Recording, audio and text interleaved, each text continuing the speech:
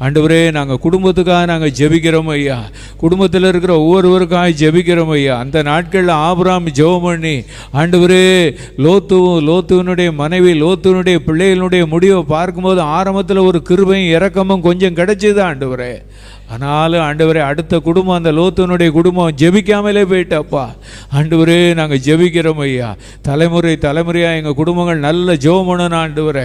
ஆபிரகாமுக்கு இருக்கிற ஜெப ஆவி ஆண்டவரே எங்கள் அடுத்த தலைமுறைக்குள்ள வரட்டும்னு சொல்லி நம்ம நல்ல ஜெபம் பண்ணுவோமா?